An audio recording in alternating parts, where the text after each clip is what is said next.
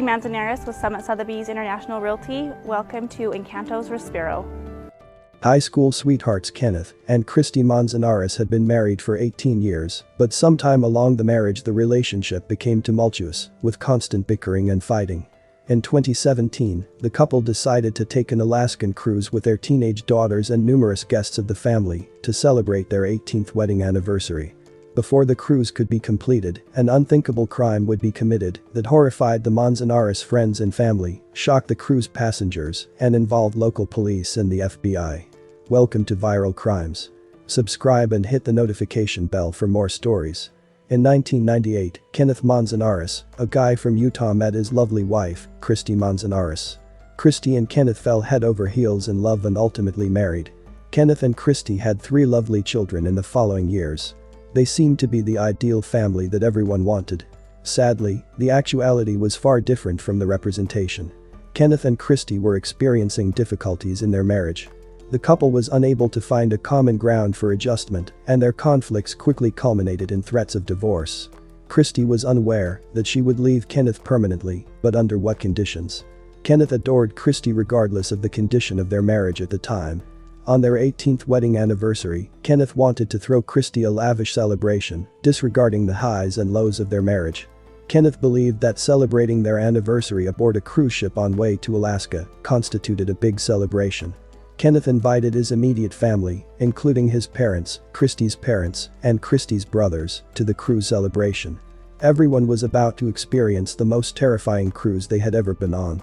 On July 24, 2017, the Manzanares boarded their cruise ship, the Emerald Princess. Everyone boarded the ship and began touring the gorgeous Emerald Princess. After drinking, Kenneth Manzanares started acting out at dinner, forcibly kissing Kristi against her wishes. After a disagreement between Kristi Manzanares' 2 brothers and Kenneth Manzanares over dinner, the couple departed the restaurant for their 323-square-foot cabin, Cabin D726, which was located on Deck 9, towards the ship's stern. Kristi Manzanares said she was done with Kenneth Manzanares after the pair fought over his conduct. The Manzanares began arguing, while their daughters remained in their room. Kristi, she kept saying, "I'm done. We need to figure out a way to get you off the boat in Juneau. I knew you'd find a way to ruin this trip." Eventually, the discussion became heated and escalated into an argument. The daughters were terrified by their parents' unusual, unanticipated conduct, particularly on their wedding anniversary. When the subject of divorce came up, Kenneth instantly knew that the conflict would continue to escalate, so he sent his 3 children outside of his room. The girls chose to visit their aunt and uncle, whose room was adjacent to their parents'. The sisters could overhear their parents arguing loudly from their bedroom. The events that followed were violent and terrible. Both children left the cabin, walked to their grandparents' adjoining cabin, and, upon entering, they listened to their parents' conversation, and then heard a loud noise and Kristi screaming. The girls rushed onto the balcony next to their parents' cabin and attempted to enter via the sliding glass doors, but were unable to enter. "Dad, stop. I can hear you," the couple's youngest daughter, Kaya, shouted at her father. "And I yelled something like, 'Kaya, don't come in here.' I mean it," Kenneth Manzanares said. However, the shouts quickly evolved into terrified screams and pleas for aid. As they pounded on the window and begged Manzanares to stop abusing their mother, the records claim that they both witnessed Manzanares straddling on top of Kristi on the bed and pounding her in the head with his fists. Manzanares turned and proceeded to hit Kristi while looking at the girls.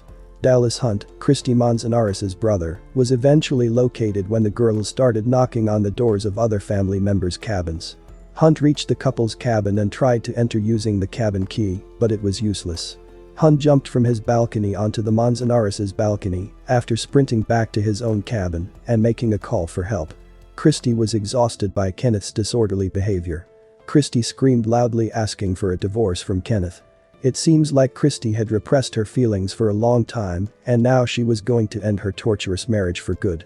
Kenneth was unable to control his surging emotions as he struck Kristi across the face, causing terrifying cries to resound throughout the Emerald Princess.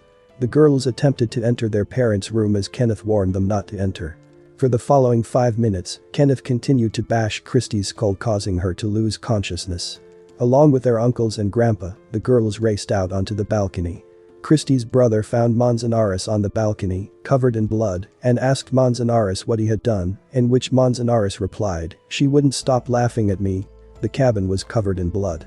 Kenneth Manzanares and his brother-in-law started to argue, while one of the daughters raced to gather the rest of the family from the dining room. Hunt intervened as Manzanares tried to bring his dying wife onto the balcony by grabbing her by the arms. They witnessed Kenneth dragging Kristi's body as he attempted to dispose of her in the untamed ocean. Then, Kristi's brothers intervened and rescued her from the confused Kenneth. Kristi's father arrived at the cabin and tried to render aid to Kristi, who was unrecognizable. It was immediately apparent to Kristi's father that she was not going to survive her injuries, as she was not breathing, nor had a pulse. The medical crew on board raced to Kristi's rescue when she became unconscious. However, it was too late, as Kristi had already passed away from the devastating blows Kenneth had delivered to her skull. What Kristi's family had just seen left them in absolute disbelief. The police were summoned to prevent Kenneth from escaping easily. The police immediately arrested Kenneth and transported Kristi's remains for a forensic examination. As new details emerge about the apparent murder of Kristi Manzanares, authorities and witnesses are painting a grisly scene, describing what allegedly occurred aboard this Princess cruise ship. I heard terrible screaming. I mean, just, you knew it wasn't normal. Passenger Charles Rowland and his wife were in their room, 2 floors above the Manzanares' cabin. When his wife looked over the railing, she saw a man soaked in blood. She thought he was going to jump over the rail. And at one time he put his hand on the rail and set his rear on it, but she started yelling, "Get back in." The 39-year-old mother of 3 was pronounced dead a little after 9 o'clock. Court documents say a witness who entered their cabin reported seeing Kristi lying on the floor covered in blood and husband Kenneth with blood on his hands and clothing. The witness watched Kenneth grab his wife's body and drag her toward the balcony of the cabin. When asked what happened, Manzanares replied, "She would not stop laughing at me." Acting U.S. Attorney in Anchorage, Brian Schroeder. How rare is this type of thing for you guys? I don't remember the last time we had a murder on a cruise ship in Alaska. Back in the family's quiet cul-de-sac in Santa Clara, Utah, neighbors were stunned to learn of Kristi's death.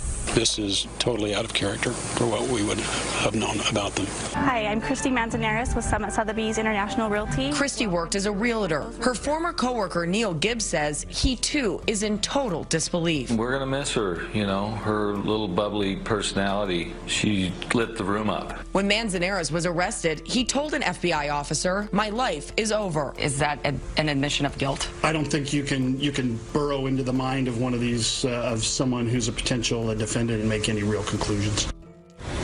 Kenneth Manzanares' next court date will be August the 10th. Neighbors in Utah say that the daughters are currently staying with family. Kristi's co-workers at the real estate office say they will be holding a fundraiser to help her children. Jamie Yukas, CBS News, Anchorage, Alaska. A thorough investigation led the police to recognize Kenneth's long-standing bipolar condition. Kenneth had also been receiving medicine for his condition. The police thought that Kenneth murdered Kristi during a manic episode. Kenneth said to the police that he struck Kristi on the head because she won't stop laughing at me. A few days later, the autopsy report confirmed that Kristi died at the scene from a blow to the head or face. The prosecution sought a life sentence for Manzanares because of their claims that he has a history of anger problems. In court papers, it was said that during the deadly assault, the defendant used his fist like a hammer on the face of his wife. The defense team for Manzanares said that their client had an IQ of 80, was brain damaged from playing contact sports, and had no past criminal history. Throughout his childhood, Manzanares participated in football, wrestling, and boxing, according to court papers.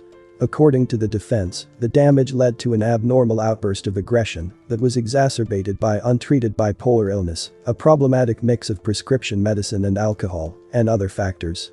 According to defense, Manzanares used Adderall, testosterone, weight loss medications that act like amphetamines, opiate painkillers, and a medicine for erectile dysfunction in the months before to the murder. Kenneth ultimately pled guilty to Kristi's murder after a 3-year court battle. Kenneth was sentenced to 30 years in federal prison in February 2020 for the second-degree murder of his wife. A 5-year period of supervised release followed Kenneth's lengthy sentence. Manzanares had been serving his 30-year federal sentence for the murder of his wife for little over a month when he was discovered dead in his cell at the Lemon Creek Correctional Center in Juneau. A St. George area man serving a 30-year sentence in an Alaska state prison for the murder of his wife has been found dead in that prison.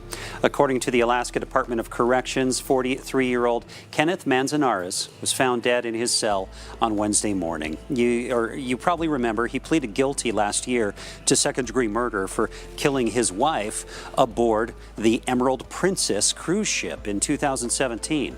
The Utah couple was vacationing with family at the time. She was beaten to death inside their cabin. Prosecutors say he tried to throw her body overboard. As far as Kenneth's death, no foul play is suspected.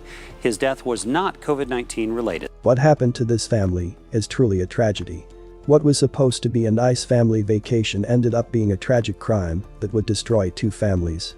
My condolences to Kristi's friends and family, especially her two children, who not only lost their mother, but ultimately their father too.